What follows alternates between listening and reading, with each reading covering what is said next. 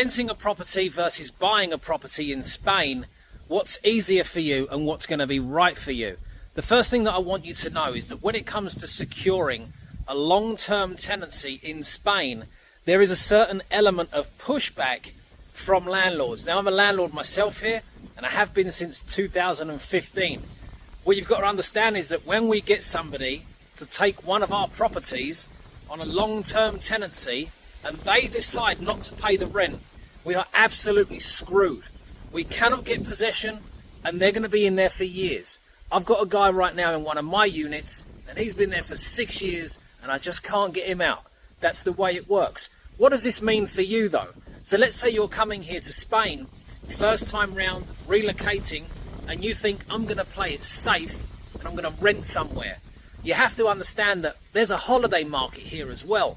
So the landlords, they're not going to have possession issues as much if they do holiday rents as they will do if they do long-term tenancy agreements. So what do they think to themselves? Well, they think, I'm going to avoid the possession issues of the long-term tenancy, reduce the amount of property available for long-term tenants, and cut myself a deal by doing short-term holiday rentals, and it will probably balance out financially the same, if not better, because I can take advantage of the short-term nightly rates on the holiday market.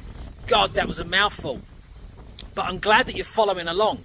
Now, you might say to yourself, okay, look, it's going to be a real pain in the backside to find a long-term tenancy agreement. So, John, can I just jump in and buy something? Well, absolutely you can. You've got two options here. You either buy or you rent. There's no in between. Now, can buying actually work out in your favour? Yeah, it definitely can.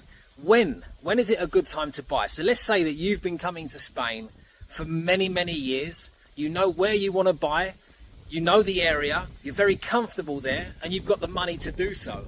The chances of you getting buyer's remorse on this, very, very small.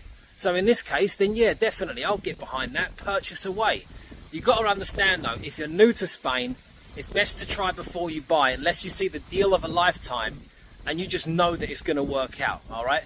Because if you buy a property here, you have to factor in, for every 100,000 euros you spend, you want to put aside an additional 12,000 euros for your closing costs and taxes. And if that's not some of the best information that you've ever heard on TikTok, then I don't know what is. But if you want to plan your move to Spain and plan it the right way, you message English John so that we can book you a 60-minute private consultation with me, and so I can see you on the beaches of Spain when you get here.